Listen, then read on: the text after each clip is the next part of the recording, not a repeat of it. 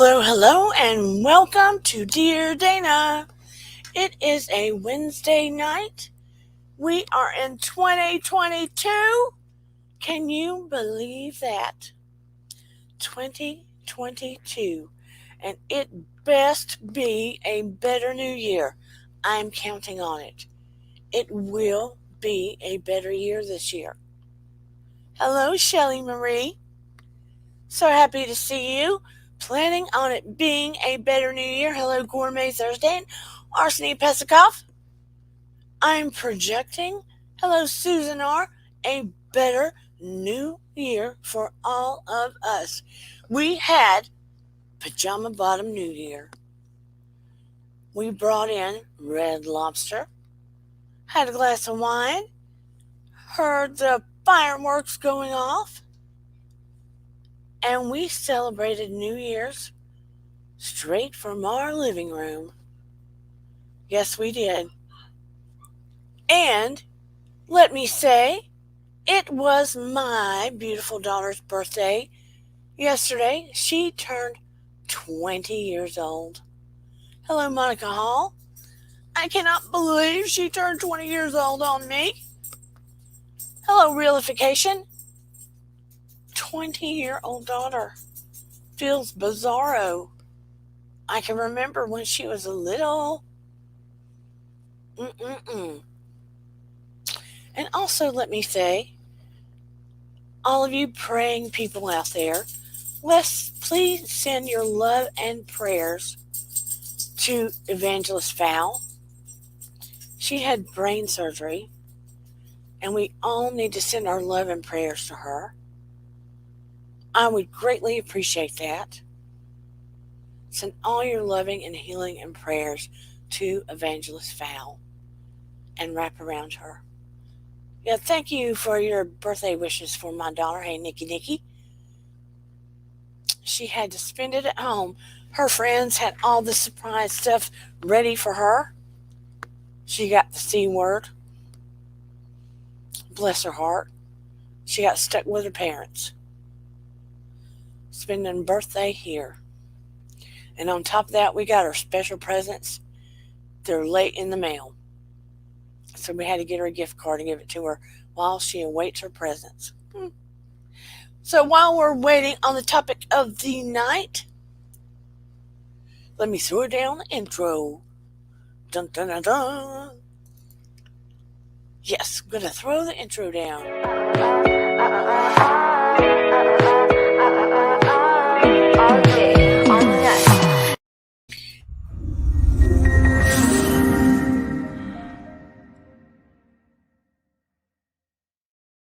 Yeah, I did a little backwards thing for 2022. I have got to come up with a new song for that first part. YouTube keeps tagging me saying you got to get a new song for that girl. So I got to get a backup song instead of that dun dun dun dun dun dun dun. So if anybody's got a no copyright song to that, even thought she had one, but apparently it is not. So I've got to trade it out. That cute song. Anywho, we are in a place where your vibe attracts your tribe, and tonight's topic is surviving narcissism. And I think we probably all have had our interaction with that in a relationship or two or three here and there. I know I have. And see, I'm a psychotherapist, and I know I have. I have had a marriage to a narcissist, not the one I'm in now. My first marriage, yes, he was a full-blown narcissist. And let me tell you, honey, to people around him that he worked with, he could be charming and goofy and friendly, and they never would have known he had so many narcissistic characteristics, because his primarily would show up in his romantic relationships. And if he got close enough to a friend, they would come out there. And family. And let me tell you, he was a dangerous narcissist. dangerous, to the point it became ownership.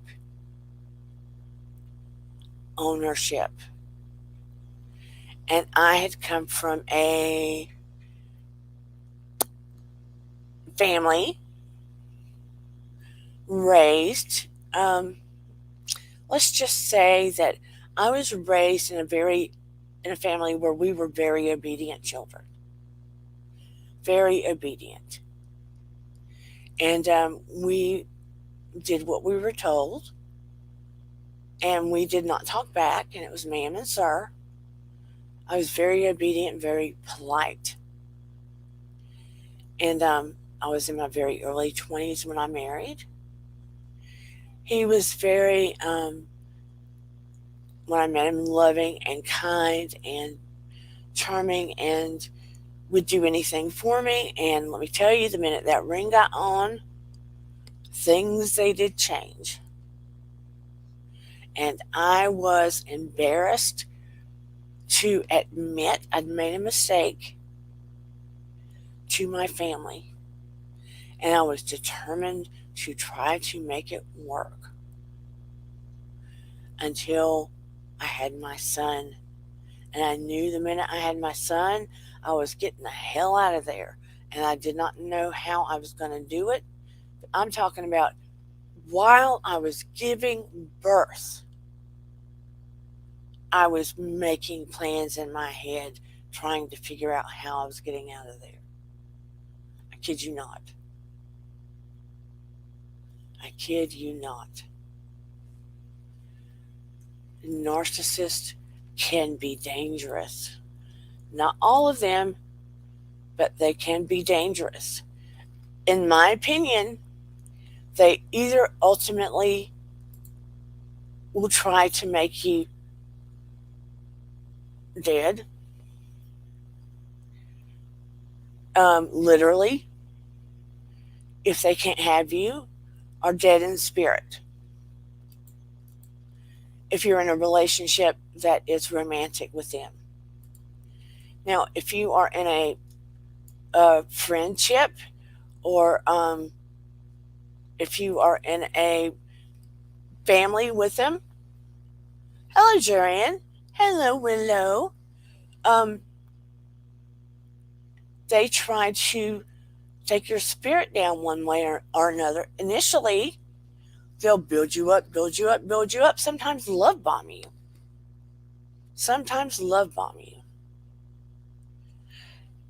If you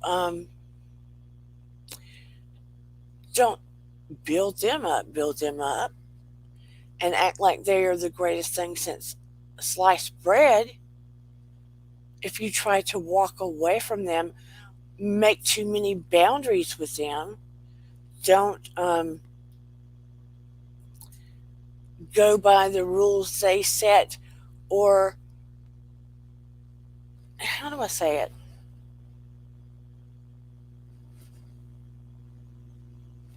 Go by the rules they set, or acquiesce to their demands, or make them look good at all times, they will flip the script on you, baby.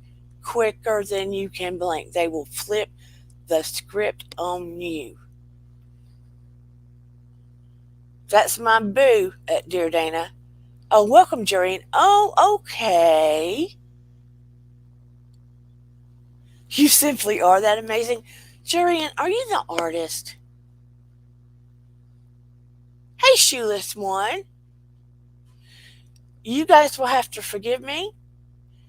My vision is on the blink tonight, and I can barely see the chat. I have seen some of your work, Jurian, and it is amazing. It is amazing. Yes, I did look. It is amazing. I think your art is amazing.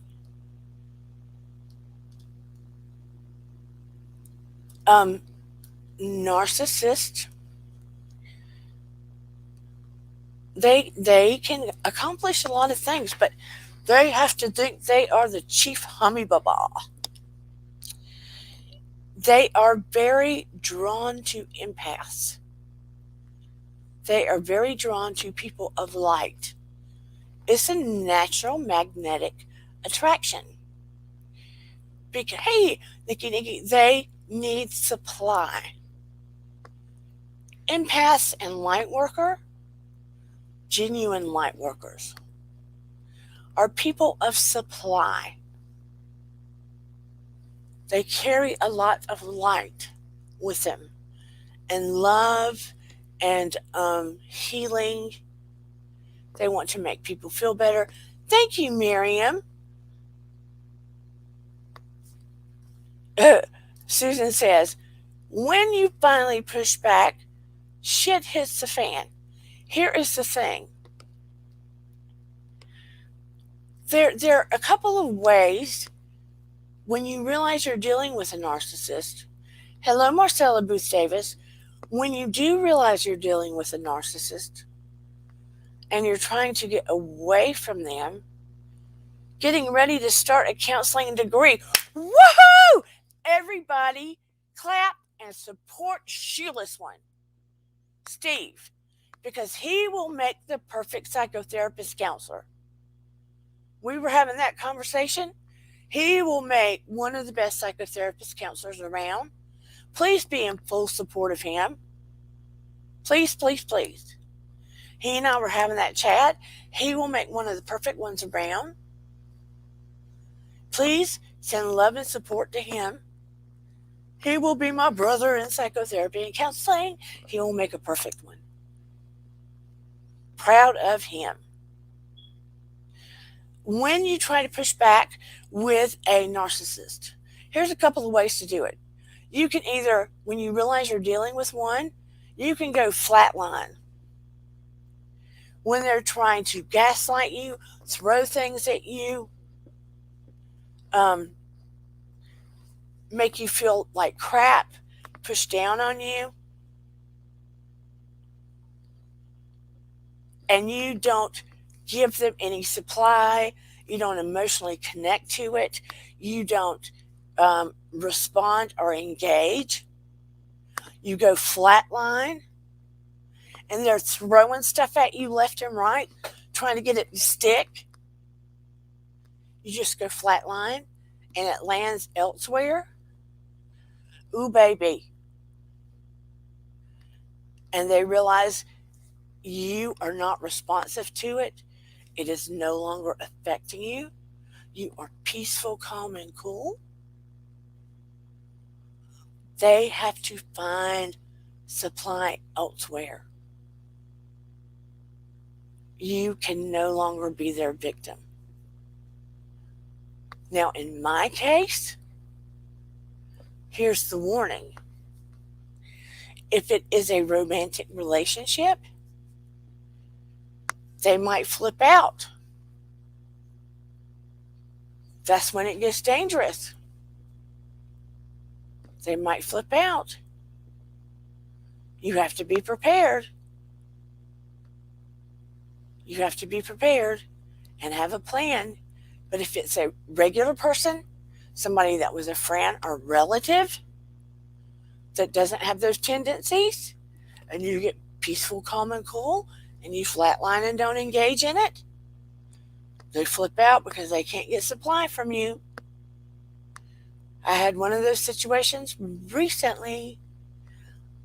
I had peace and calm just come over me. Peace and calm. It no longer affects me. I had done the work on myself. I'm complete peace and calm. I'm at complete peace and calm. Because I had done the work. Initially, when things would happen, and I realized, YouTube is a crazy animal. It is a crazy animal. When people start playing these YouTube games and you don't understand it, if you're typically a peaceful, calm person and you see what's going on and you don't understand it and you let it, look, it will make me have, I told you before, anxiety. It will make me have anxiety at first. And I will obsess, try to talk it out, because you're getting gaslit. It's messing with your awareness of what's really going on because you don't understand it. That's what gaslighting is. Some narcissistic people will try to make you think something's one way to mess with the truth of what is occurring, to mess with what you know is true. And you're like, wait a minute, I don't understand this. Why are they saying this? That's not what happened. And they're saying this about me. I don't understand and it will mess with your head. And you have to rewind, talk it out. I would obsess about it and have anxiety and talk about it over and over. And I was like, this is crazy. I don't understand why this is happening. And I'm a psychotherapist. And I could admit that's what was going on with me. But I worked on myself. I tell all of you, I have to work on myself daily. And thank God I have a husband that's very sensible. He's an IT guy.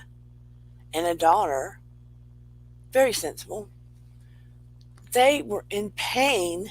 And it hurt them to see me dealing with this stuff and watching what was happening. Because and people that know me 20, 30 years, they're like, what? But I worked on myself. And I'm telling you, all of a sudden, this peace and calm just enveloped me. And the work worked. And I was no longer affected. Do you know what a relief that is? To know you had leveled up, that you had done the work you needed, to where you were no longer affected. That you knew in your gut and you were no longer affected, and it was okay. You could send love back and know that whatever was going on, it was the other person to do their work. You get what I'm saying?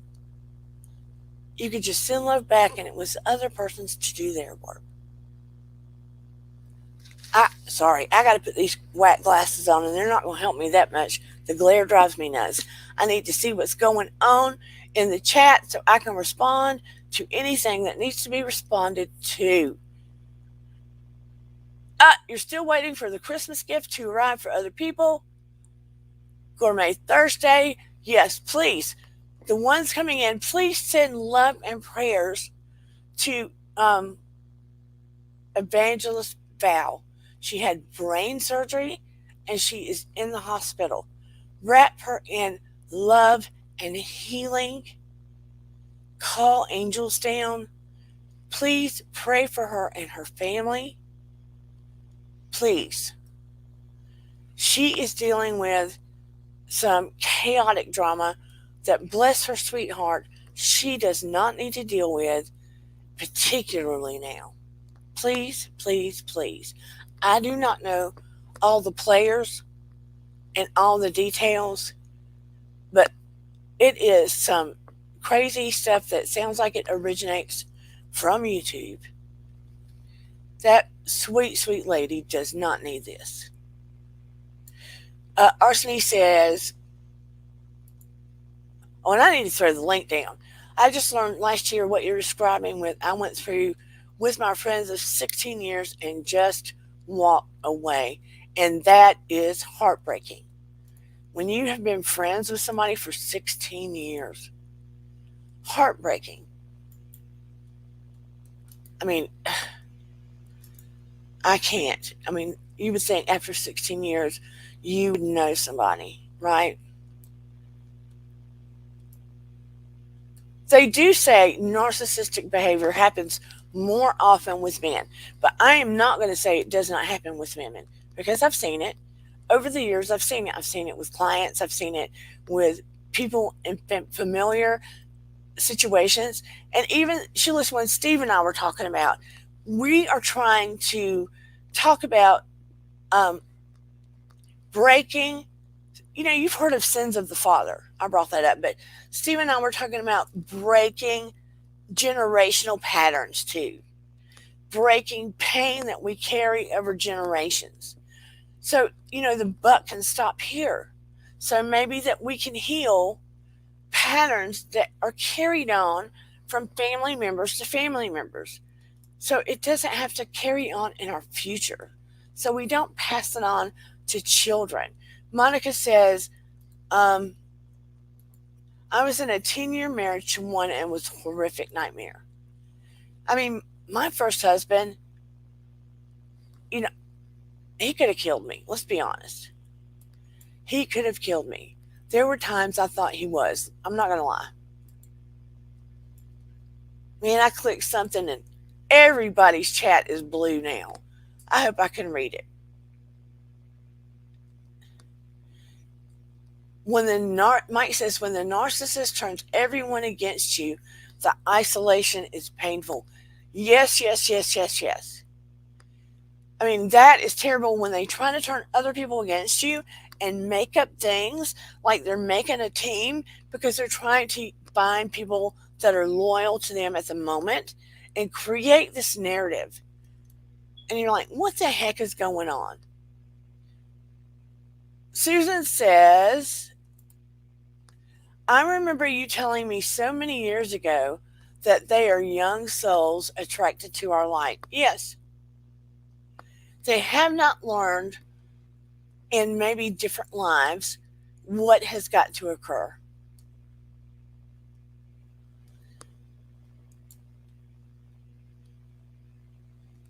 They have not learned. And they are attracted to the wrong things. And if you think about it, hit the like button, please. Thank you so much, Marcella. Yes, and those in the bushes, don't be scared to come up. And please, please subscribe to Dear Dana. It would help a whole lot. When I look at my algorithms, right, there's plenty of people watching. Heck, we got people watching in Italy and Japan. Can you believe that? Hey, Mike, Italy and Japan. I am so grateful. I am so grateful. Thank you. All of you watching, thank you. But please subscribe. It helps us grow. We're looking for a community page. But yeah, here's the thing. The sad thing. They are looking for supply. It's sort of like being a energy vampire, right? They don't have enough light of their own. So they have to take it from those people that have enough love and light and care within them, and they have to suck it from them.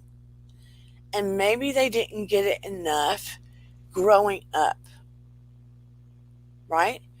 Maybe they didn't get enough attaboys, attagirls. So they're seeking it from other people. Gourmet Thursday said, I had such a disturbing New Year's Eve with a narcissist. I don't want him in my life, but I'm close friends with his wife. You have to build strong boundaries and find ways to only make time with her. Susan R. says, who the bleep did I marry? How many of us can relate? The first one.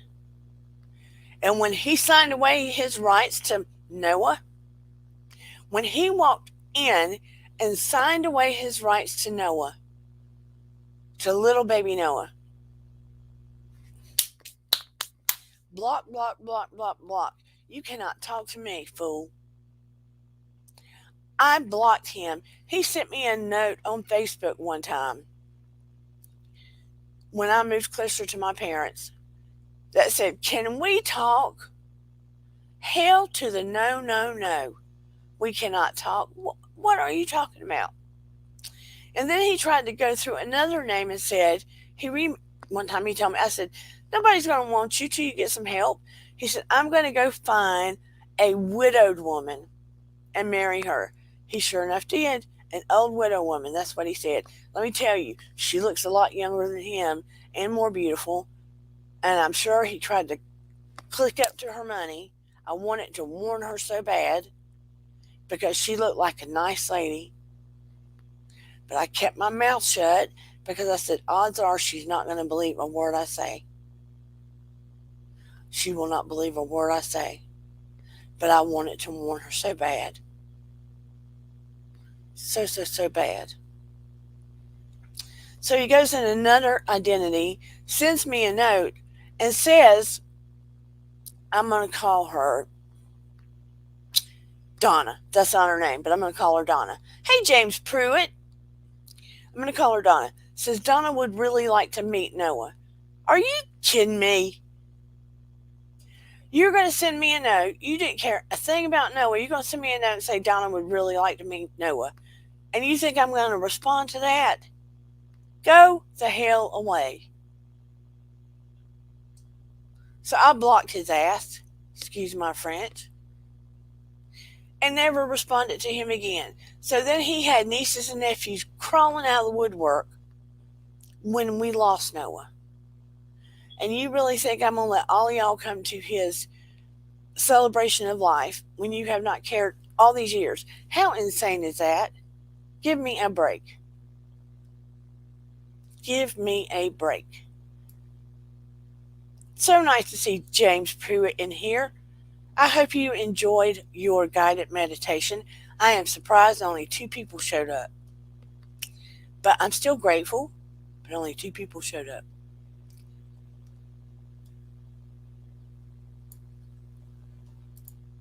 Let's see what this says. Yet, very early on my marriage, I regretted it, but stayed for 20 years, as Shelley Marie.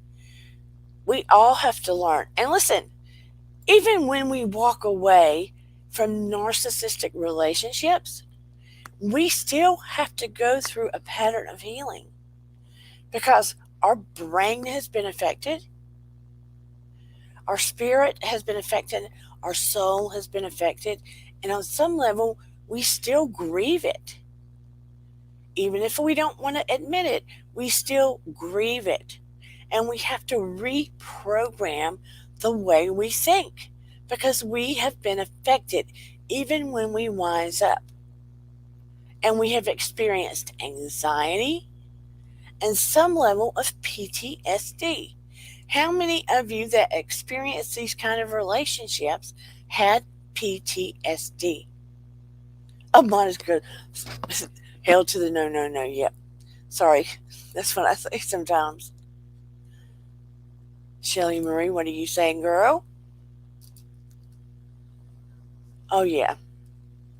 I stayed for 10. It took no one to come here for me to go. And even then, I had met Stephen by then, and we had not married yet, and he wanted me to move in with him, and I did. Aw, thank you so much, Shelley Marie. And look, when we were moving out, I was in a panic thinking, he knew about Stephen, thinking, you watch, he's going to drive up in the middle of the night with me moving out and be a nuthead. So I was trying to get out as fast as I could, thinking he was going to do something crazy. I kid you not. I finally recognized that my need to feel loved is what attracted these assholes. Once I learned to love myself, yes, that's a big part of it. That is a big part of it. Because look, and it still goes back, think about it. If we experience some of this in our family of origin, oh no, Arsene, hugs, hugs, hugs, and love. If we experience some of this in our family of origin. It could be from mom and dad. It could be if we were adopted. It could be from grandparents, aunts and uncles, somewhere. If we experience some of this narcissistic A, B, use, YouTube doesn't like it. If we experienced it somewhere and it did not get resolved, we, as light workers or empaths, are going to have the tendency to attract someone similar or someone that's narcissistic. Hey, Rosemary, sweetheart. Again, unconsciously, because we have to work it out, because we did not before. We're going to unconsciously attract it because we still have to work that out. We still have that lesson to work out. We didn't work it out before. We'll attract it again and again and again until we work that issue out, because it's a wound that's unhealed. It's a problem that's unattended to.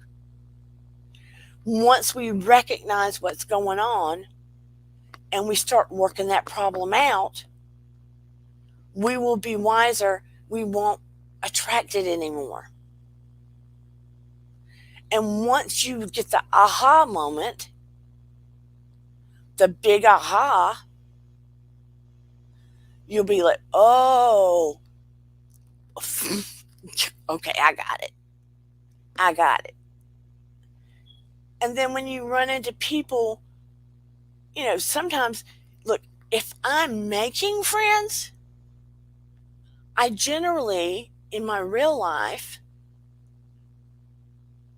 I don't attract them anymore as friends. If they're out in YouTube world, it's kind of a different thing, because you kind of don't know. You see what I'm saying? Now, I've had friends on Facebook. You can ask Susan. I've known Susan, I don't even know how many years. Sarah, I don't know how many years. A lot of years. Heck, I was talking to Tammy Taylor. I've known Tammy Taylor since I was pregnant with Eden on Facebook. We've talked forever on Facebook. I don't know, Susan, how long have we known each other on social media? 14 years, maybe? Longer? Never had an issue with each other. Ever. Talked intimately, deeply, long time. YouTube's another animal. You really have to vet. I don't mean vet as in dox somebody. I mean, you really have to get to know people. If you just end up thrown in a circle with them, it's a whole nother ball game. Man, my vision is so bad tonight. You guys have to forgive me. I'm going to tell you, MS is a tricky critter. Sometimes my vision's sharper than others, and sometimes it's like looking through water. Sorry. Just is what it is. And Val, who had brain surgery, Evangelist Val, she has MS. And she has a different kind of stage of it. And people don't really get MS. They think it's kind of like having chicken pox. No, it's not. With MS, I'll tell you really quick, how you are affected depends on where your lesions are on your brain and spine. And different parts of the brain affect different areas of your body. And right now, Val has struggled a lot. So again, please send her healing, surround her with prayer, calling down angels, surrounding Evangelist Val with light, sending prayer to her whole family. So when I tell you that, I've got some issues going on, baby, I'm not having a pity party here. I'm just like, I'm looking through water tonight. So if you see me making some faces, that's why. I love all of you guys so much. I'm so fortunate to attract so many beautiful people. Yeah, probably 15 years. Oh, don't tell them we met through eBay. That's when I was testing. My professor told me to test some of my abilities, and I threw up some, so embarrassing. I threw up some links on eBay to do some readings. I was charging like $5 at that time, I think. And Susan bought one of them, and I gave her like a $5 reading, typed out reading. That's when I was cheap, baby. I was cheap. I was selling myself. That's how I met Susan. We've been connected ever since. We're friends.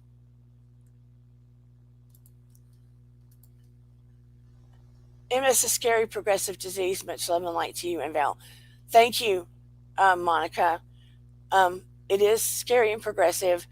Right now, I think because I do healing work, it doesn't drain me because I am a conduit.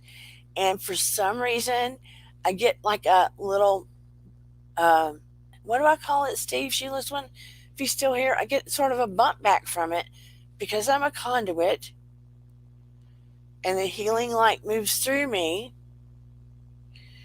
I think I get a little bit of it, a little bit of the healing when I'm doing the healing, if that makes any sense.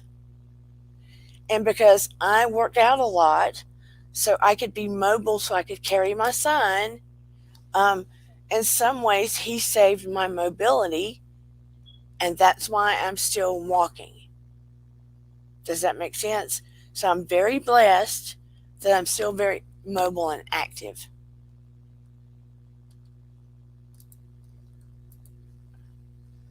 Susan says, but it was divine intervention. You were the only person who came up in search, meant to be. Yes, that is weird. Susan was looking, and I was the only person that came up in search. Although at that time, you could find a bazillion spiritual people or people that would do readings on eBay. It was odd. I was cheap, though. I was cheap. Hello, Virginia Woolf. Nice to see you.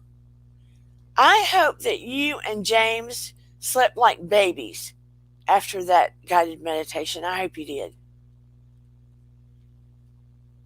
I hope you did. I love you, Rosemary. I love all of you, actually. I wholeheartedly do. Thank you, Arseny. But back to Paranormal says, back to my favorite wolf, Virginia Woolf. We have to be more aware when we're dealing with narcissistic behavior and the gaslighting. Look, when I am around, especially someone that, if they're in my family, and they tend to have narcissistic behavior, I will straight out say, now, you'd be so proud of me. I once upon a time would not do this. I will say, don't you gaslight me. Do not even try to gaslight me. I will not accept that behavior. I will straight away say that to an adult that's older than me, that I was grown up to say ma'am or sir to. I sure enough will. I will not accept that behavior now. Period. I can feel it in my gut when it's happening. I will not have somebody try to mess up my reality to serve their purpose. And you should not either. When you know it's happening, you should make a rule with yourself that you will not allow it to happen ever. Period. And that's one of the things that helps you if you do not. I'm getting up here now. Your options are flatline, do not engage, with a narcissistic person so they do not get any supply from you. Do not engage. Block them out. Do you, boo. Focus on you. Do your life. Be peaceful and calm.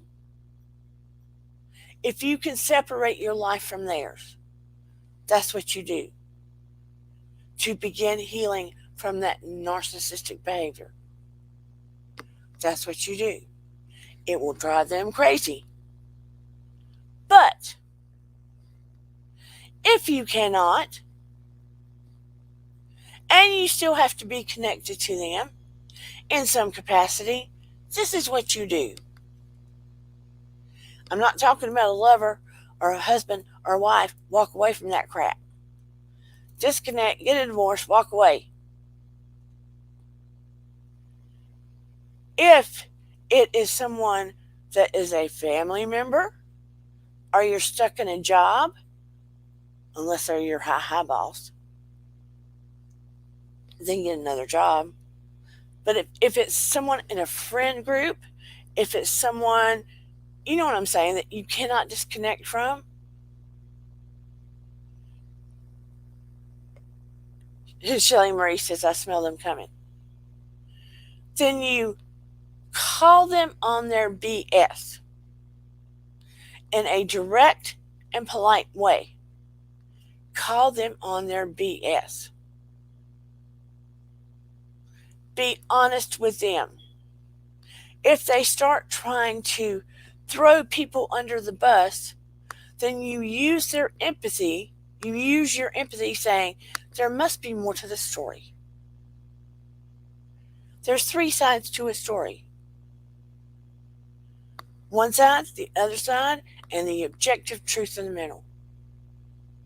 Always look for the objective truth and call them on their BS. See what I'm saying? And when they're trying to blow themselves up,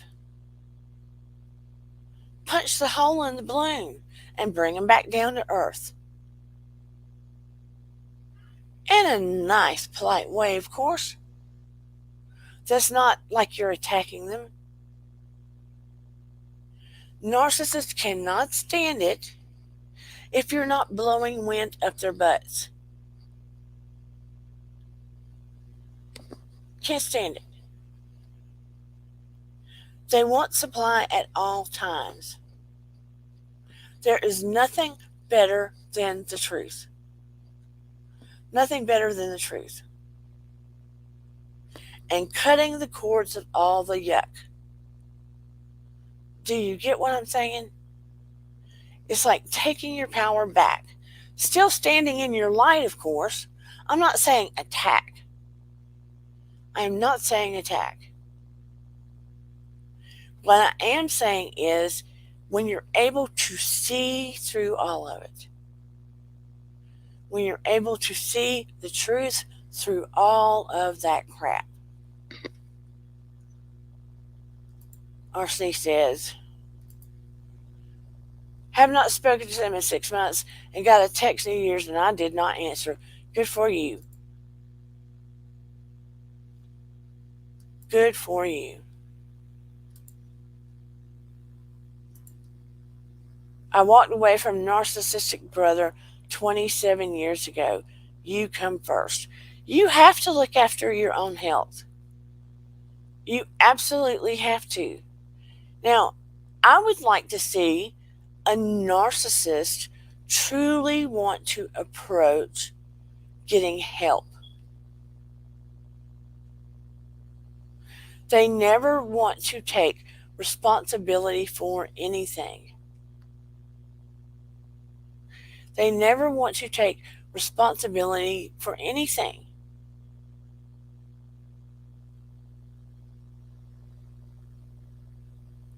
They want people to be a certain way, to act a certain way, to acquiesce a certain way. And when you try to connect with them on an emotional level, it is like it just goes over their head. It completely goes over their head, and they take it back to themselves. Why are you doing this? How does it mean I did this? And how does it mean? And it was like, what? What? What I just said had nothing to do with what you're just saying. I expressed to you that I felt a certain way, and you're taking it back to yourself. This is pointless. Do you understand what I'm saying? You're expressing to them, I feel a certain way, and how they're expressing back is not a feeling context. When they can't come back in a feeling context, the communication's broken. Does that make sense? There has to be a way to emotionally connect. If you're trying to emotionally connect with someone, and communication is like a tennis match. I teach communication classes to teenagers, one of the hardest age groups to teach. Communication is like a tennis match. I tell them, here's the ball. You're talking to the other person, and it goes to them. And there has to be an emotion attached in some way. So you send the emotion this way in words. If they can't send you emotional words back, it goes here. If their words are just based on what they're thinking, and it's not in response to anything you're saying, the communication is broken. It's like the line's broken, right? Where's it going? It's going nowhere. So the narcissist is basically talking to themselves. You get me? So is there even a reason to respond back after that? Is there a reason to respond back if they can't emotionally make a response to what you say? I did that, and as Damien came out trying to attack me, oh girl. What did I do? So what did you do, Gourmet? What did you do when that happened? I would like to know. That is scary. And that's your friend's husband? I don't like that. I don't like that at all. Jerian, 27 years, that's a long time. I walked away from narcissists, but that's sad. But you have to do what you have to do sometimes. That's what I was saying earlier, Gourmet. Sometimes, yes, injury can cause some damage. Like when I was saying with my first husband, he literally said to me, because it became physical. He became physical with me. That's how I got, see this finger? Well, I had 3 operations on this hand. This was a spiral break all the way up. This finger was broken all the way up. I had surgery, and then I went to a physical therapist who wasn't paying attention. She was new. She fractured it again, and you could hear it pop in the whole room. And it fractured all the way down into my hand. And I had to have 2 more operations, learn to write again, which turned me into a lefty too. So I'm mostly a lefty, but I'm also a righty now. One of the injuries I got from him. So they can get very violent. I got where I stood up to him. And I got mega warrior woman to the point I didn't care. I was going to protect my baby. I got mega warrior woman when Noah was born. To the point that my angels, my spirituality just went woof. I kid you not. I think he saw something in my eyes he'd never seen before. He saw something in me he'd never seen before. And he went to a party and he was too drunk to drive, got a DUI, went to jail. I knew it ahead of time. I told him ahead of time. I had a feeling. He went to jail and I left him. He called me to get him out. I left him.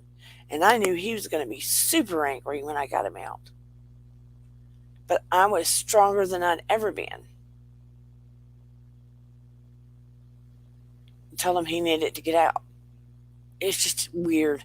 I can't tell you. My spiritual journey even grew then. I can't even explain.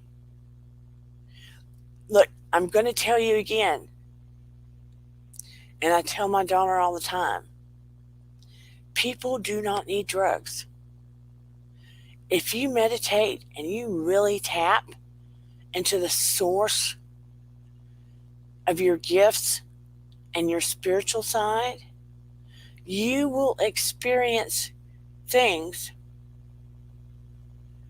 that no drug or alcohol can touch, that will connect you to, I say God, I experience the other side, your creator, in a way that is inexplicable. All of you are capable of going deeper. You are capable. And you are so much stronger.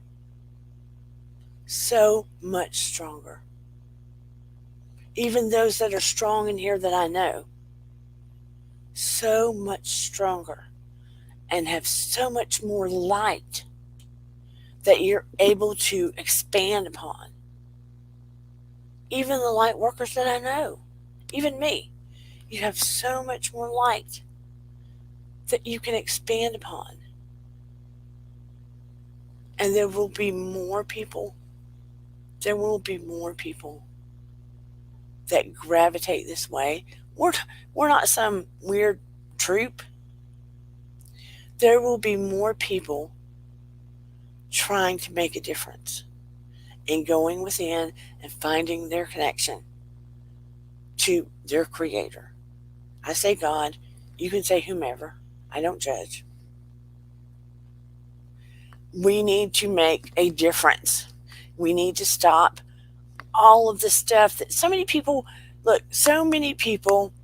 have carried pain with them from their families, right? Over the decades. Just carried it within them. And it has stopped them from doing so many wonderful things that they could still do because there's still healing to be done. And some people have carried the pain, and those are the ones that have self-medicated. Those are the ones that have stopped themselves from doing more. Those are the ones that might have gone out on the streets and done things or made bad decisions. Let's start here and see if we can start working on our pain, recognize who the people that are narcissistic are, or recognize maybe the pain we still carry from the narcissistic abuse, right? So we can stop the generational trauma, right? So we can teach those ahead of us about it. Let's stop the buck here. Let's see if we can do the domino effect. Let's see if we can do the thing. Do the domino effect a little bit. We're just scratching the surface. We're not everybody. But if we can just kind of start a little thing, we know deep inside of us that all of us are carrying some pain from how we grew up or what we watched. We've carried it in our shadow self. And we've had to work it out in relationships. Or maybe we've heard ourselves respond to our kids in a way that we heard our parents do, and we don't want to do that. So if we can sort of straighten it out, put it to rest, not do it again. Sounds like a good thing, right? Maybe it's too big to wish for, but maybe it's not. So, even if we only make a tiny difference, it's better than nothing, right? Better than nothing. But, I dislike the narcissist. Amen, the strength within, Susan, yeah. I dislike the narcissist. I just, Oh, I can't see this, Rosemary. Let me pull it up. Gourmet Thursday, you aren't far from... Oh, yeah. Shoot, I'm proud of all of you. I still see Gourmet Thursday having her own food thing going on. What you gonna do with it, girl? Gourmet Thursday, you need to do something with that. Are you going to have a food show? Are you going to, do all of these, what is it called? I can't remember that word to save my life. Are you going to go around and do weddings or do special dinners for people? Gourmet Thursday, I think you need to jump on that girl. I think you'd be successful. Good. I think Steve needs to be a super duper counselor. And Gourmet, what is the word? Please tell me, because I got that glitch again. When you do weddings and special parties and stuff, and you wear the lovely outfit. Look up at your question. Okay, Rosemary, let me look up. If I don't see your question sometimes, please remind me. Okay, where is it? You might have to copy and paste if I miss it. Where am I missing it, Rosemary? Okay, is this the one? Dear Dana, what if you do tell the truth but nothing changes them? Then what? I have blocked calls, text, and still have to be around that person for a certain reason that I cannot say in chat. What if you do tell them the truth but nothing changes them? Then what?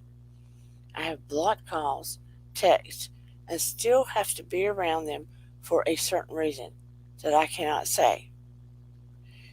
Okay, here's the thing. If you have to be around them for a certain reason, then you do not speak to them unless you absolutely have to for a job or whatever. You just tune them out, don't speak, ignore. Period. You cut them off. You only say what you absolutely 100% have to. And if you need to talk to me more about it privately, you are more than welcome to. I am at Dear Dana 3 on IG. And here is my email.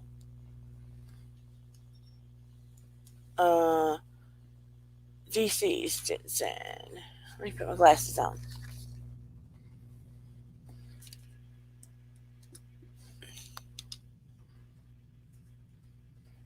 DC Stinson 5 at gmail.com. Yes, they will drain your energy. That's the other thing. Always shield yourself. Look, before I get on here, I say the Lord's Prayer, and then I ask for a cocoon of white light to be enfolded around me. And then I call upon the archangels. Then I fill this room with light, the room I'm in with light, and I ask for you guys to be surrounded by light. And I pray that you leave feeling better than when you have come in. That is what I ask for.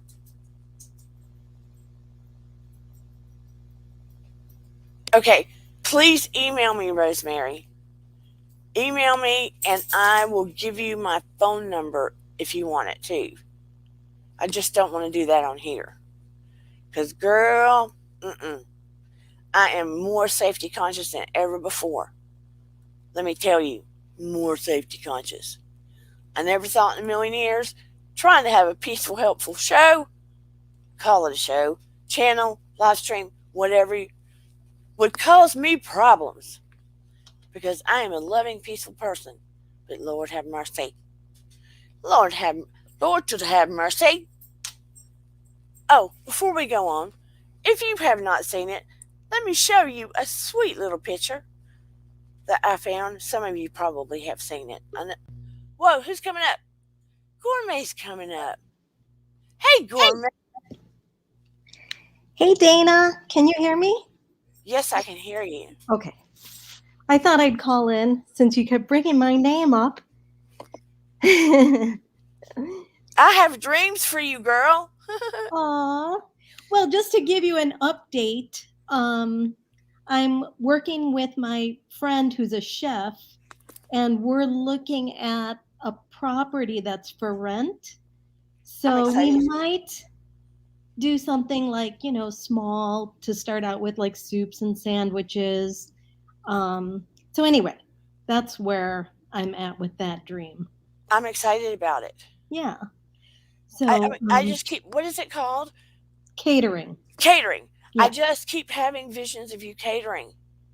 I know, but there's always those people in your life that, say, no, you can't make any money doing that. It's the hardest way to make a buck, all that. So it might just be like a little, pop-up shop so I'll keep you posted on how that goes. You just don't know. It depends on how they like your food, and what food you serve can be not that extravagant, but very, very tasty. Yeah. And not that hard to, you just don't know. Exactly.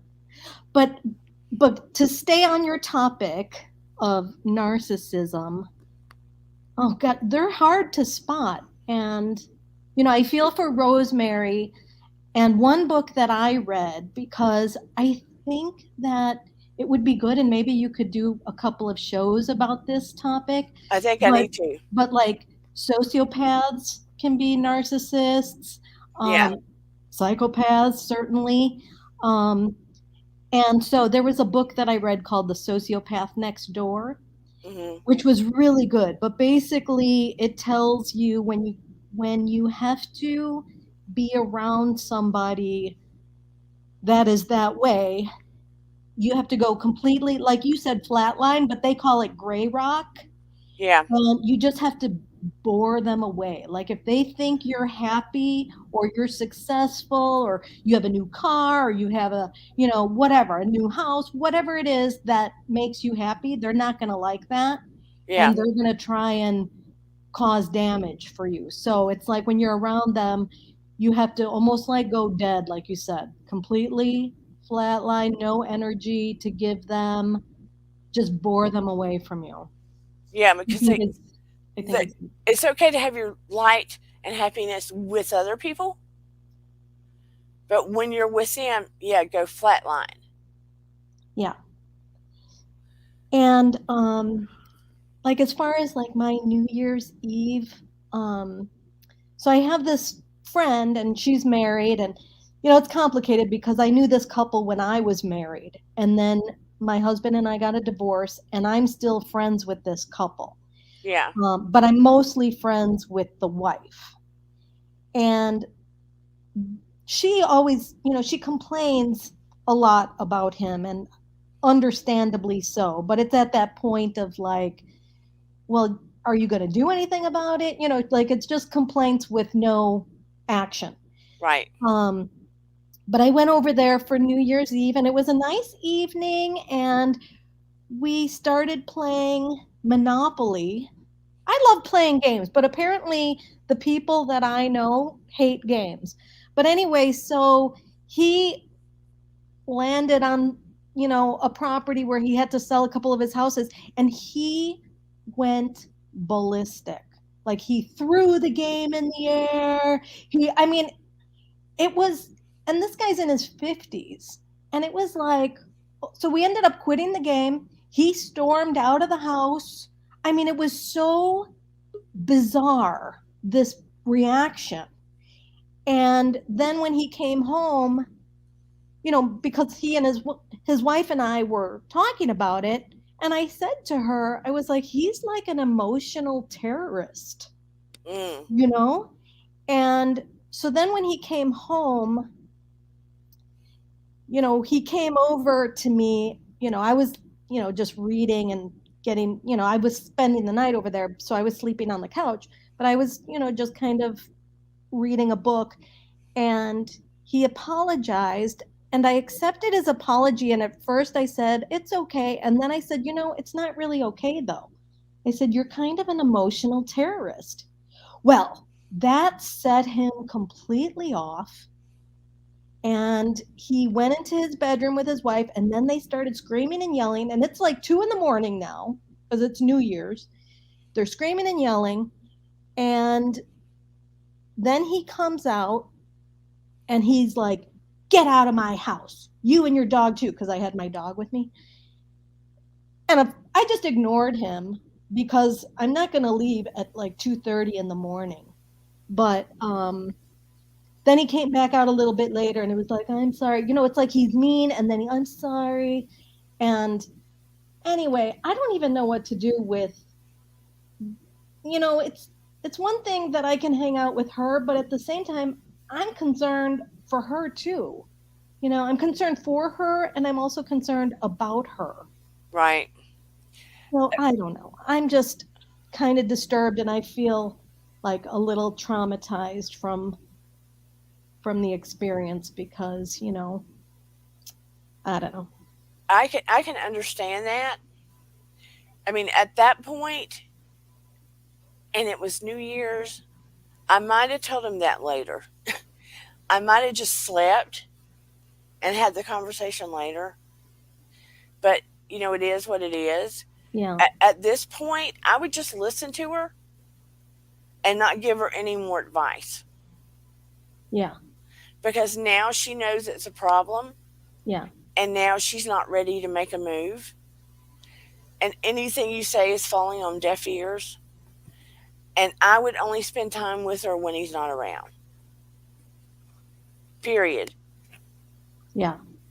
I would. But it actually works out for me because for a while now, I have not wanted to go over there when he's around because he's can be so negative and critical and, complains and gaslighting, the whole thing.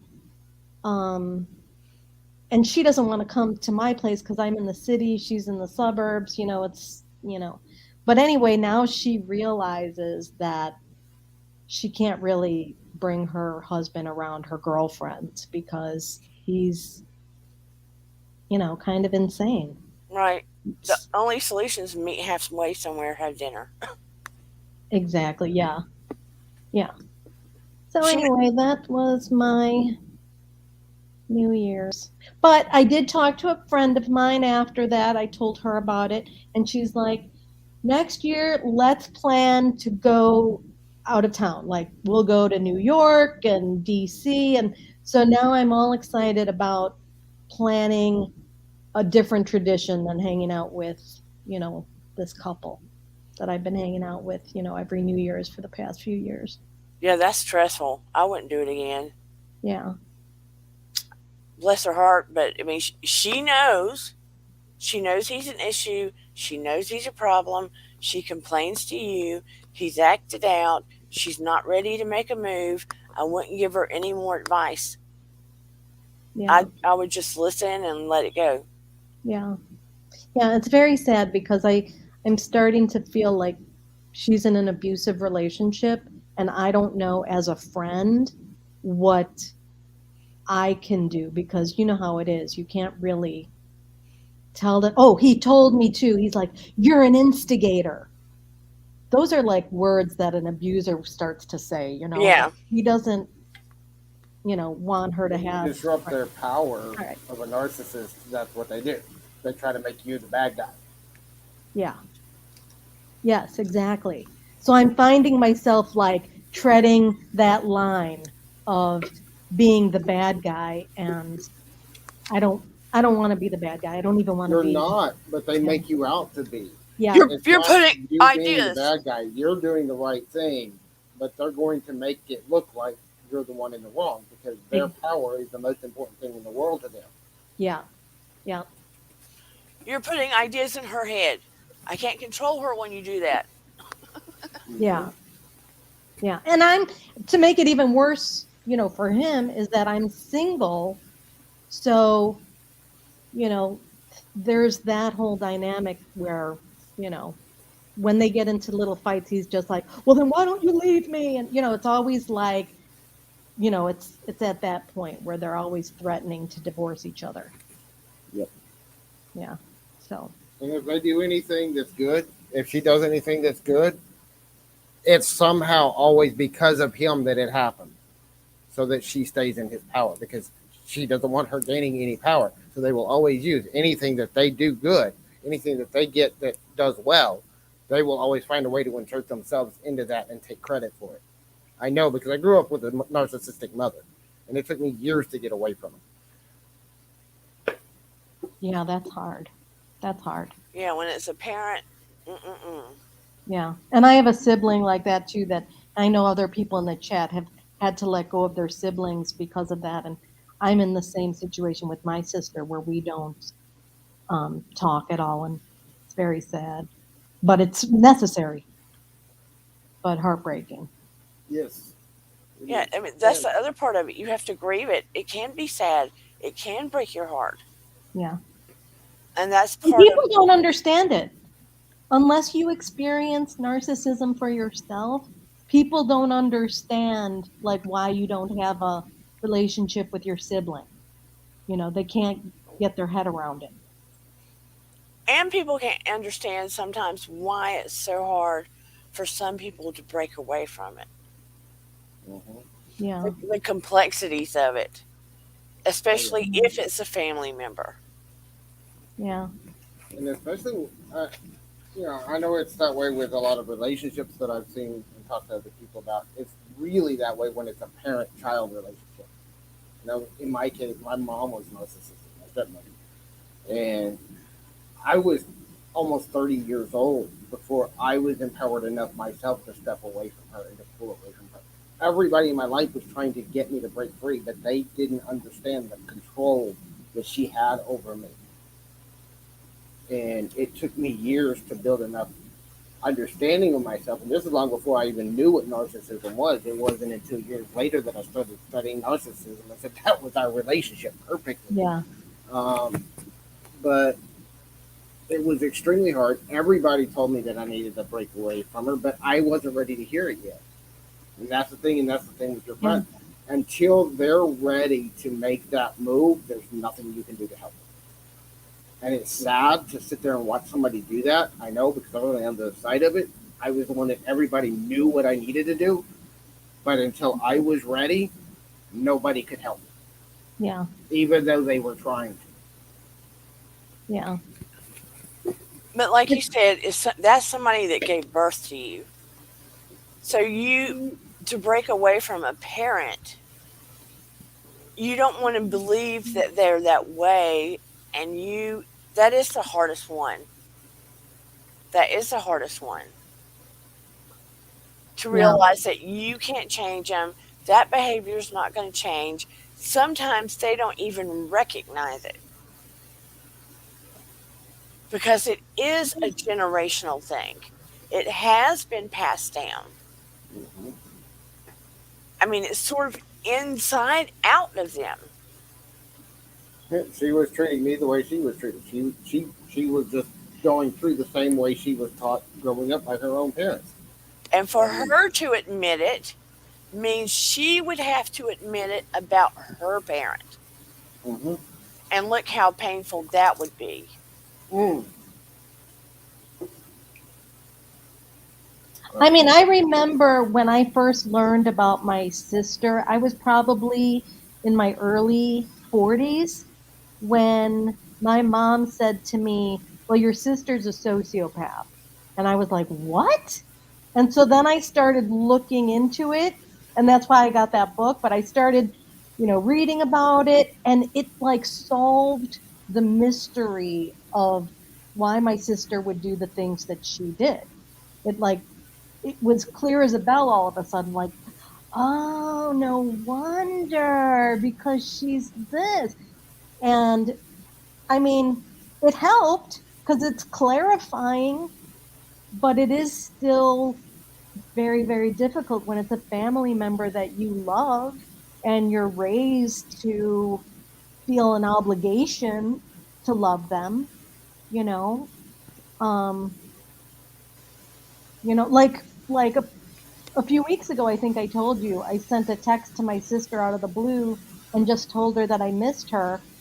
And then she right away was like, new phone, who dis? And I felt like, oh my God. It was like texting an ex-boyfriend and then going, oh my God, I have so many regrets of, reaching out to her. And I just kind of blocked her at that point. I was like, okay, I can't do that anymore. Lose her phone number. I had instant regret for reaching out. That's kind of sad. Yeah. Yeah, James, disturbing. tell me about your breaking away. Well, for me, it was part of it was I was in my early 30s, and I was going through a lot of this awakening. This is kind of about the same time I went through my spiritual awakening, anyway. And I broke free of a lot of things. I broke free of a marriage that was abusive. It wasn't quite narcissistic, but it was a very abusive relationship, and she cheated on me multiple times. And so I broke free of that. I broke free of a spiritual, religious culture that was very toxic, and broke out on my own and started studying spirituality as a general thing and not in a religious context. And I broke free of my stepmom for the first time after, and I was 34, 35. And how long was she your stepmom? She married my dad when I was 10. She started dating my dad when I was like 8.5, 9 years old. So did she feel like your she mom? had been, at 30 years old, she was in my life for 9 years. So she was in that role for the majority of my life. Okay. So she felt like your mom. Mm-hmm. Okay. Yeah, more than my mom, because I didn't even meet my real mother until I was 25. Okay.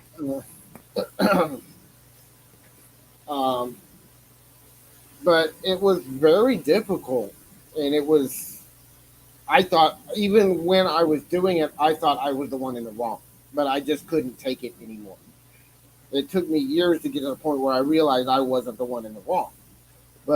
And it took a lot of healing, shadow work, and dealing, and I'm still healing from traumas that she put me through. She abused me physically, mentally, emotionally. She abused me in every way she could. And I was the primary victim. Not my dad, not my brother. It was mostly me. And she basically lived her life through me. She worked in the school system. I couldn't go to class without my teachers telling her everything I said and did during class. She was extremely controlling all the way through school. When I was in high school, she moved school districts, and I had to transfer out of district to be in her school so that she could keep tabs on me in school. Dana, why do you think she targeted him? Well, sorry, the dog. But I think it was because he was the youngest.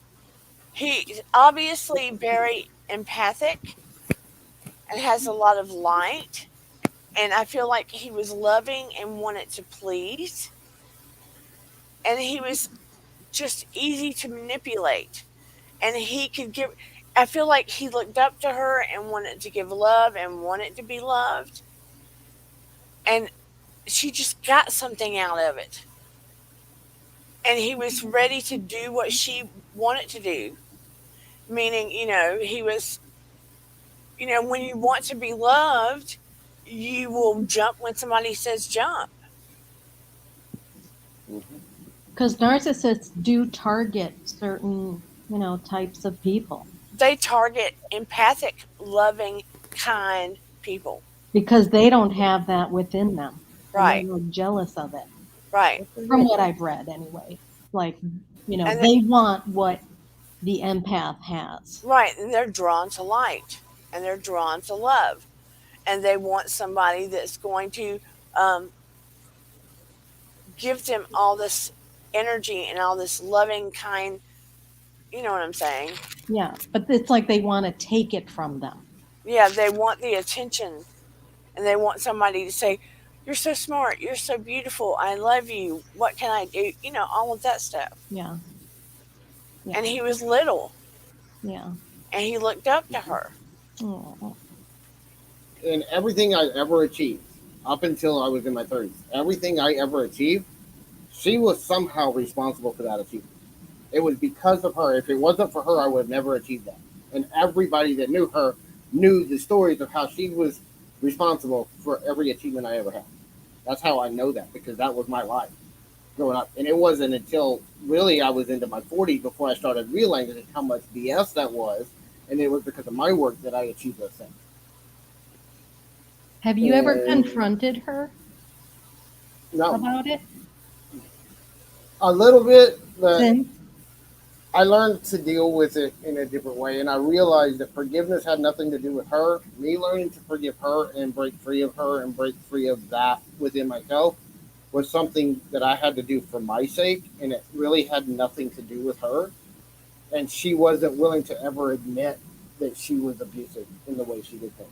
She died believing that she was in the right. Yeah. So But journaling, I just decided it wasn't about her. It was about me and my relationship with myself, and forgiving her was something I had to do inside of me. It had nothing to do with her. Yeah. Journaling the reality of what you did, like writing it down like memories in a journal, will help you heal those things. Do you know what I'm saying? Mm-hmm. Like if you go in a journal and remember certain achievements the way it really happened and write it down, it will help greatly. You see what I'm saying? Mm-hmm. Write it down the way you remember it instead of the way she remembered it. Did I tell you, Dana, when I was like in 4th grade, I went to Catholic school, and there was this nun. She was my teacher, and she was always bad-tempered teacher, but she humiliated me in front of the whole class, poked me in my chest in front of the class. I cried the rest of the day, and then I made myself sick so that I didn't even go back to school for like 3 weeks straight. My mom took me to all kinds of doctors to see what was wrong with me, and finally she realized there was nothing wrong with me. It was something related to school. And she said, you know, if you don't go back, you're going to have to repeat that class. So I went back, did all my extra homework and everything, got out of that class. But just like a few months ago, something triggered the memory of her. And I thought like I had forgiven everybody in my life, but something triggered the memory of her. And I Googled her and saw that she had died like in 2011. And I looked on like legacy.com, and there was this other nun that, wrote a little, thing about her, about how funny she was and how she did this and this and this and this. And so then I wrote a note on her legacy page saying what happened. Like she humiliated me as a teacher when I was in the 4th grade. And I just kind of like let it out. And then somebody responded to me and said, I'm so sorry that sister did this to you. I hope you can forgive her, blah, blah, blah. And it really made me cry. And I didn't respond to the lady, but it was kind of cathartic to let it out and actually have somebody come back to me and apologize on her behalf. I didn't Wow. expect it. I was grateful I got it, but I also realized that this was an area in my life. This was a person in my life that I still had not forgiven for what she had done because I had forgotten about it, you know? But anyway, sometimes that helps when you know, write about it or write a letter and just put it out there. I think that's excellent. It helped me because I don't feel like crying when I talk about her anymore. Good. Rosemary says, Mike, I guess I can understand that mom wants a relationship with grandchildren, but it's enabling your sister's behavior. Mom has to do what's best for her. Oh, I see. She's answering a question. Stuff goes into the chat and I miss it sometimes. They're having good conversations with each other. See, Yeah. they're even healing in the chat, which I think is awesome. When this kind of conversation goes on, Virginia says, I learned a long while ago with relationships, even with family, sometimes you don't have to have a relationship with them. Usually they try to come back or whatever. Healthy to stay away sometimes. That is true. Yes, it is. It's hard, but it's true. It's hard. Like with my sister, it's easy to make the choice not to have a relationship with her, but she has 3 kids that I cannot have a relationship with unless they choose to have a relationship with me. Yeah. And, they are brainwashed by their mom and they're young. So they've got 10, 20 years before they figure out what kind of damage their mom is causing for them, you know, emotionally and mentally. And I want to ask this question to you guys and the chat. Do you think narcissism is nurture or nature?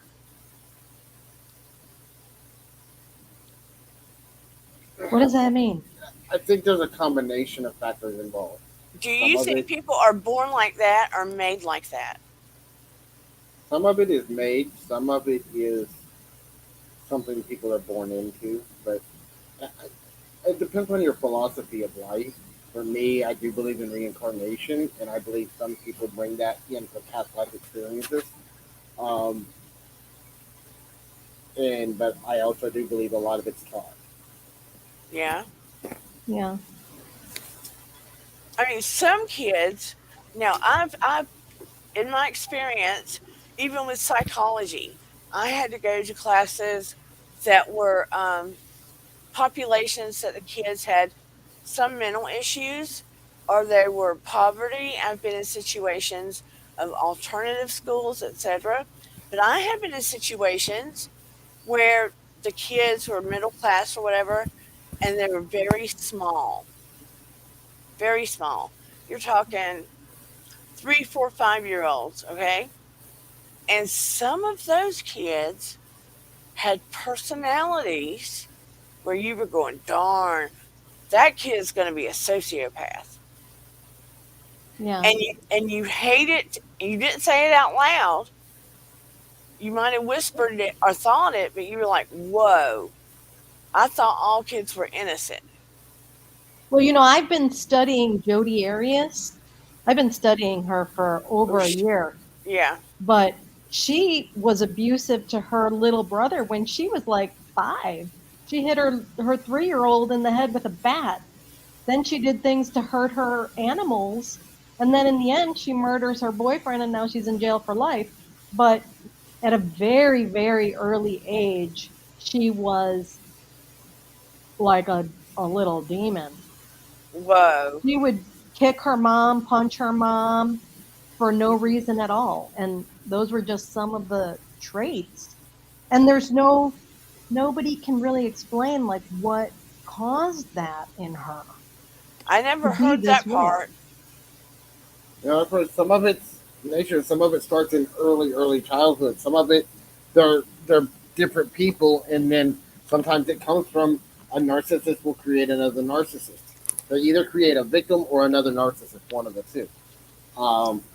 And so sometimes you have to go through that. Whenever I went through my own issues and some of the things I've had to deal with in my own healing, I had to confront the actual fact that I was actually displaying some of those narcissistic tendencies myself and behaviors, and I had to go through a lot of work inside myself to change those behaviors so that I wasn't acting that way. And it's either you go into the narcissistic type or they come the very, very, in what they call, honestly, they call it a covert narcissist, which is really the victim mentality, where I'm a victim of everyone, I'm a victim of everything.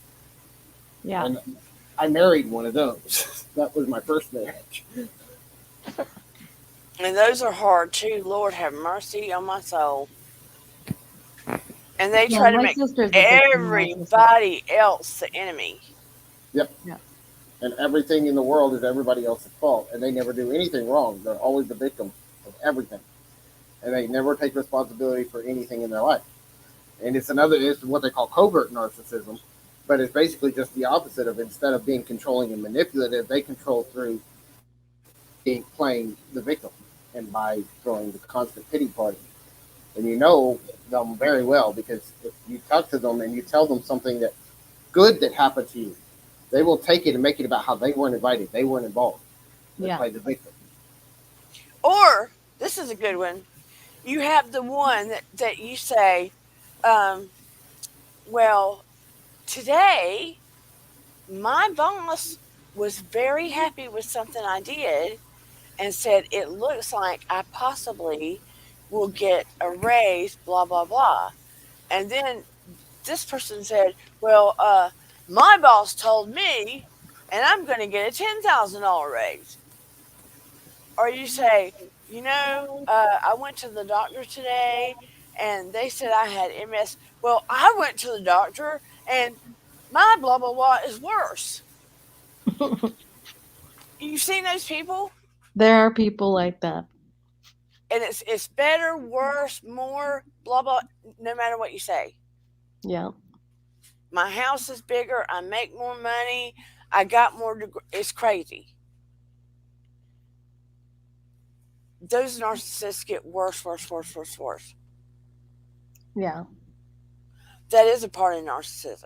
And they will compete with you on every level. So it's not even worth telling them anything. Yeah.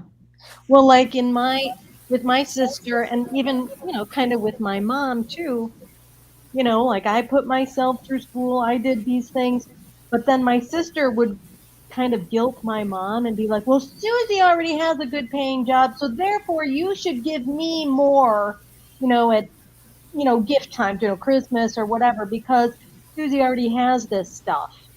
But to me, that's not really fair, because it's like, so one person works, so should get less, but the other person chooses to be a victim and not work or anything, so therefore they should get more. It's just a very backwards way of thinking, in my opinion. Yeah. And yeah, Susie's my real name. Okay. But it's like, yeah, I mean, I have people in my family that you can't tell them anything. You cannot tell them. They're never happy for anything you do. Yeah. And it's just like, okay, I'm not going to say anything. I don't tell them about anything. Yeah. And they show a lack of respect for you, no matter what you do. Yeah. No matter what, you accomplish, they have a lack of respect for you. That's my experience. I mean, you actually could talk about narcissists for a long time, because there are so many different levels of it. Yeah. That it's kind of creepy. Yeah. And you wonder why it happens. Yep. I mean, shoot, all you have to do is look at the government page. You will hardly ever find a really decent, clean human being in government. Yeah, stay away from politics just because of that, because most of them are narcissistic. And they really are there to serve their own interests, not the interests of the people they're claiming to serve. I mean, the sad thing is, if you found a real clean, decent that didn't have a checkered past, they would get messed up within a few months of being in politics. Or nobody would vote for them because they don't have the personality, They'd be too honest. The good people wouldn't ever run for public office, or they wouldn't make it far enough to get there anyway. Exactly. Like, you almost have to be bad. Well, yeah, you almost have to be bad to make it to the top. I mean, they say, like, even in companies, CEOs tend to be very narcissistic or even sociopaths. And that's how they, get up in the world. That's scary. That's why I'd love for you to do this too, like empowering the empath type of a thing, because I really, because empaths can be very sensitive, very, you know, take on people's pain, take on a lot of, hurts that are other people's to own. And I think it's important to be strong as an empath and learn how not to absorb negative energy or, toxic energy, because it's so easy for us to be a sponge for that stuff. I had a student today from Australia, and she does drawing. She's young. She's like ninth grade. Okay. She wants to do drawings and she wanted to do comics. And I learned she can sing, but she wants to write. So a week ago, I said, she doesn't know that I'm a evidential medium and psychic. I can't tell her that. It's against the rules. So I had her do some conscious breathing and some visualization. So while I was doing it with her, I got a vision. I got a vision about this kid a few years down the road. And I saw her speaking in an arena, and she'd written a book. And I saw her speaking about her book. So I encouraged her to not only draw, but start writing, because she was already doing the drawings for this book, to start writing. So she started writing the first chapter. And I'm supposed to read it later. She didn't really realize she was going to actually start writing a book. She started writing this book and told me today. And I got that vision before she told me. So I'm pushing her a little bit, because you know how we talked about the thought and the feeling and the future? And then I got the vision about this kid a few years into the future. Like, she's probably about 20, 21. So, Lord have mercy. But she, just to get to the point, I wanted her to visualize walking through the park, and it's a communication class, and she sees somebody on a bench, and the person's having an emotion because she's having problem connecting communication with emotion, and you have to. The problem, and she's not a narcissist, but she's an empath, and she's afraid to connect with people because of that. She doesn't know how to protect herself because of the empath part. And then you bring that up today, and she's a kid. And we're trying to break the cycles, right? So you're exactly right. So she has to break that cycle of being afraid of the emotion so she can get to that talking about her book to this arena of people. So you're 100% right, Gourmet Thursday. You're 100% right. Yeah, I mean, it would be good to have a series on this. That's what this is what Sheila Swan brought up, doing this series of trying to break these patterns. And also how to protect yourself in the meantime. Yes. So I wrote it down. Yay. I mean, we can do it. Look, this whole thing can be a series. Because I could be in a restaurant and all of a sudden I feel, if I look and I see a table or something, I could all of a sudden just feel somebody's pain and sadness. And I don't, that's hard when you feel that. We can't be running you cannot be running from these gifts that are unfolding within you, because they're there for a reason. You have to allow yourself to feel so that you can use them for the good that they are. So you have to learn the ways of protection. And fortunately or unfortunately, it starts with meditation and the conscious breathing. And I know some of you are saying, I can't do this, but you can. It takes patience.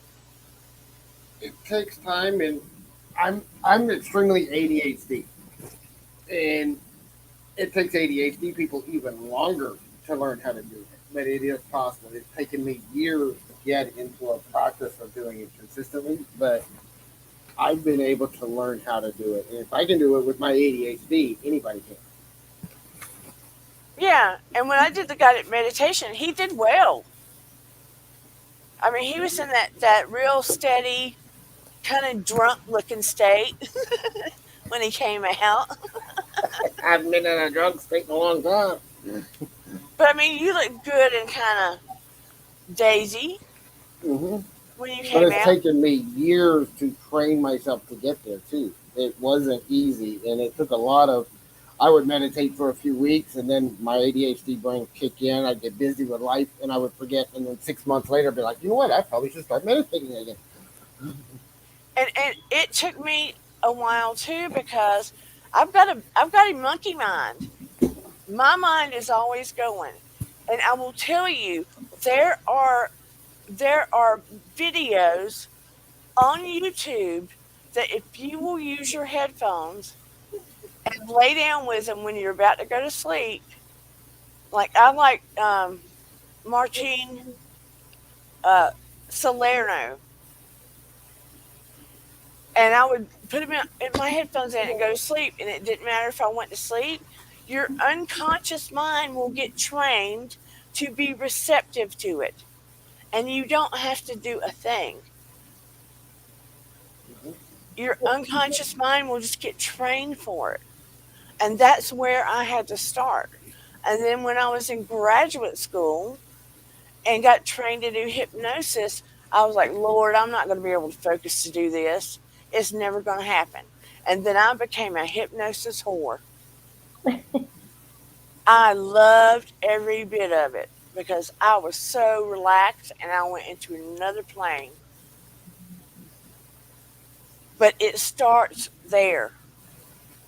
And I promise you, once you let your body adjust to it, tell him, James, you will go to another place. Hmm. You do.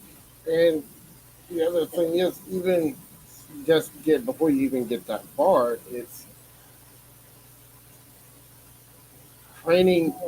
For me, I'm like a intuitive. I'm an empath, but I'm also very much into bridging the gap between science and spirituality and Yes, philosophy. amen. High five. And I've been studying neurology. I've been studying because of my daughter. Most of the people here don't know, but my daughter has a brain deformity. So I've See? been, and we're actually sitting in the hospital again, by the way. Uh, Oh, honey, so I'm I'm sorry. streaming from the hospital room. But I've been studying neurology and brain Same. formation and psychology and all of those things and blending that with what I've learned about spirituality and that side of things. And the reason I love meditation is it helps you mentally, it helps you emotionally, it helps you spiritually, it helps you physically. It's the only one and only technique I have found that actually benefits every single one of the core aspects of yourself. Yes, yes, yes, yes, yes, yes. And look, that's where James and I connect because my son Noah was handicapped, had brain issues, and you practically become a physician. Hmm. I had to study so many medical specialties when I had him that the head of Emory endocrinology basically said that I was an honorary endocrinologist and neurologist because you have to learn. Hmm. You have to learn things you thought you would never learn. to understand. So you learn sciences and medical and psycho. Look, yeah, I had to learn psychology because I'm, psychotherapist. But I'm just saying. Yeah, you So want a crash course in becoming a gastroenterologist? Have yeah, 4 months of being in the hospital with GI issues, which is what I've been doing for the last 4 months. I've been bless you, studying and sweetheart. learning everything I can about how the GI system works. Just trying to figure out what's going on with my daughter. Oh, When it's your And baby, yeah, bless her heart, sending yeah, I healing. mean that's what we're dealing with, and you have to pick up on new skills very quickly. But when it comes to my empath, I had to learn how to manage that. I've had that my entire life. I didn't understand it until I was almost 40 years old. And now I'm 46, and I'm still trying to learn how to manage all that and how to handle it. What are they trying to do with your baby girl now? Well, right now she's got a TJ? virus. She has, Oh, she got. it's not the rotavirus, it's another virus, but she has a virus. And she's running a really high fever, and they've got her on IV fluids and trying to keep her hydrated while she's passing through. Okay. oh. How old is she? She's 8. Oh, But she was born with a malformation of the brain where her corpus callosum didn't fully form, Yeah, that and was Noah. also she has what's called microcephaly. She has her Yeah. frontal lobe. It looks like somebody took a bite out of it. There's this big dip in her head, and oh, even her skull is covered up by her hair now. But like right in here, there's a big dip in her skull, and it's because there's nothing underneath there because there's a big void there. oh. I'm so sorry to hear that. And so, because the frontal lobe controls a lot of motor skills, she's not able to talk. So, she's hurting, she's in pain, but she can't tell us where because she can't talk. She's got cerebral palsy. She has no muscle control. And she's having a lot of issues right now. So, Oh. I'm sending healing, okay? I'm sending healing too. To I speed hope up I'm doing it right. the process of her healing. yeah, people are talking about you, and you can't get over here and get on camera. She's looking at me.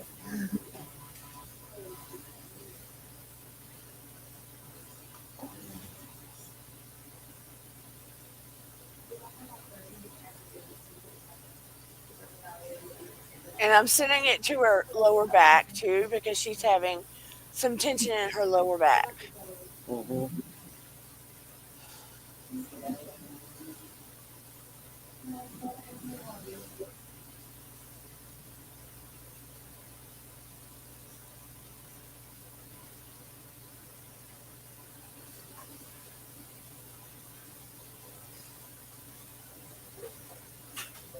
Such a sweet girl.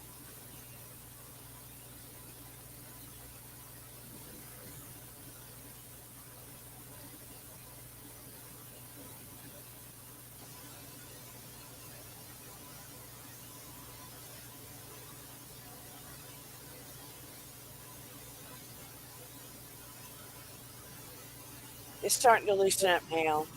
She's such a sweet spirit.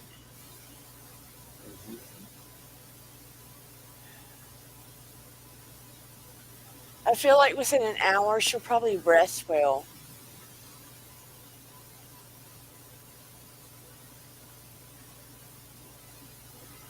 I can feel the tension start to release.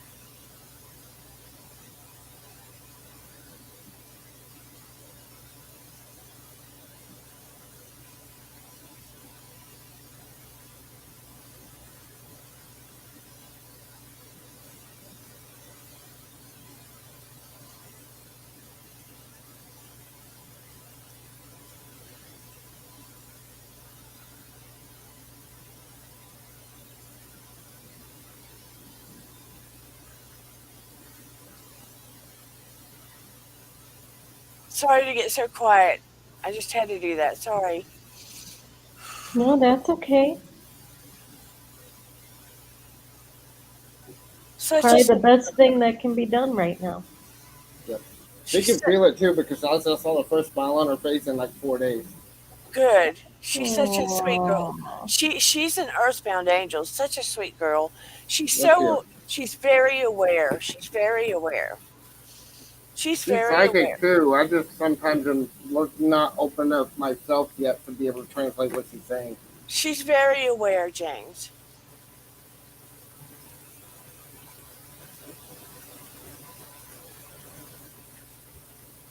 Oh, she's very aware. She's so sweet. Oh, I love her. She's so sweet.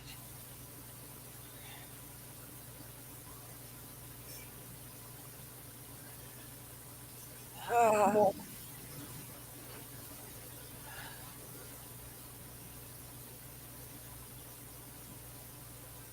Sweet baby.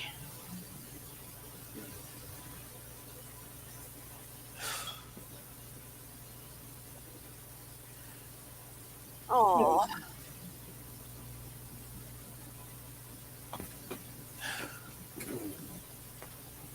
Thank you, Oh, now my eyes are a little clearer. Yeah, thanks everybody.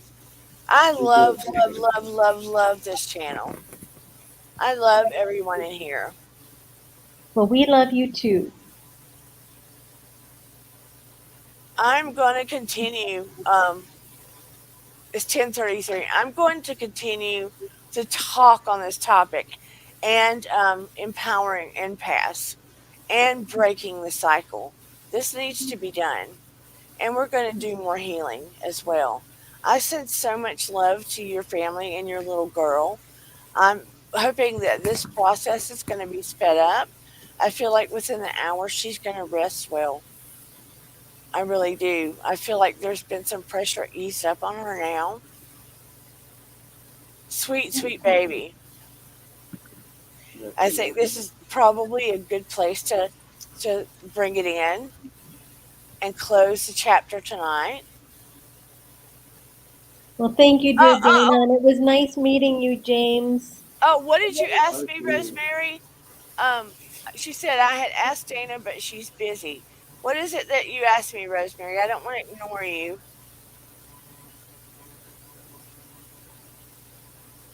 The name of... Sorry to hear about your daughter. So what did you ask me, Rosemary, before we close out? What is the name of the book? Was it The Sociopath Next Door, that book? I was about to buy...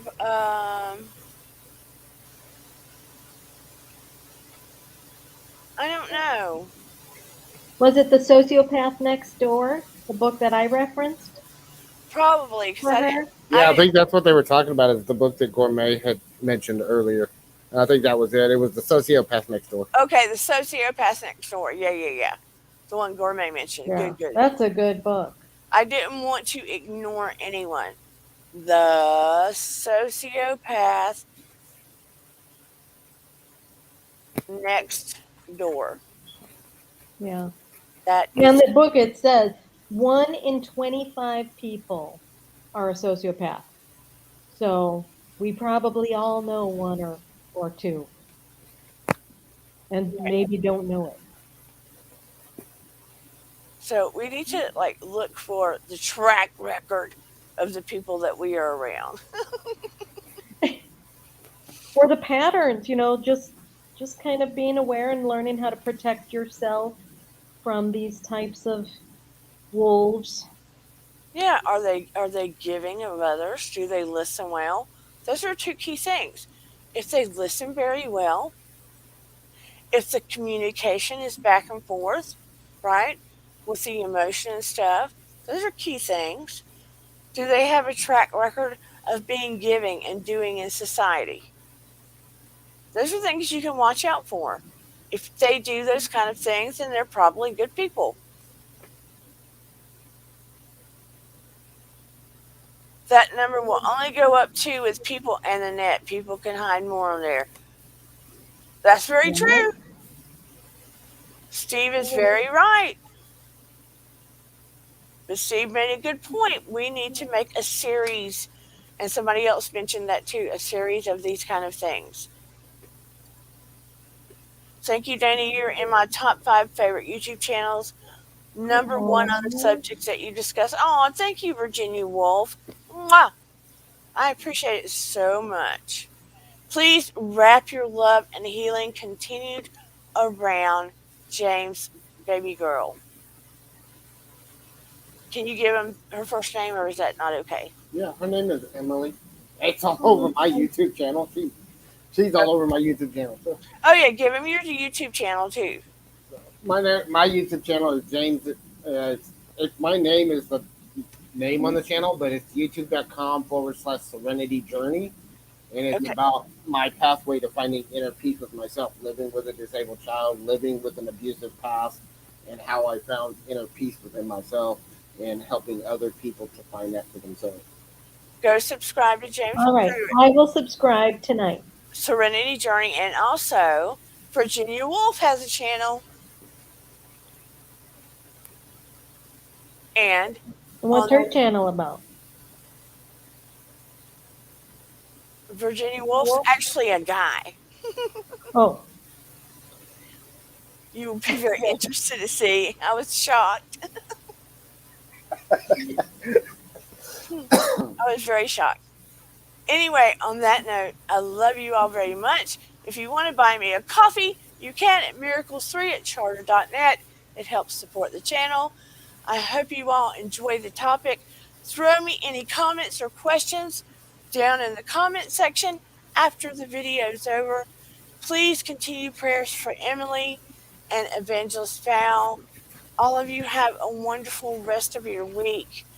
Thank you for coming to the Dear Dana channel. Please subscribe and like. And also, remember, your vibe attracts your tribe. I will see you all on Saturday night. And on that note, here we go. Have a good night, everybody. I love you so much. Thank you all. Bye-bye. Bye. And here we go. If I can find it. I always say that. Because I click and it doesn't come up. I guess I have to move this thing. Bye, everybody.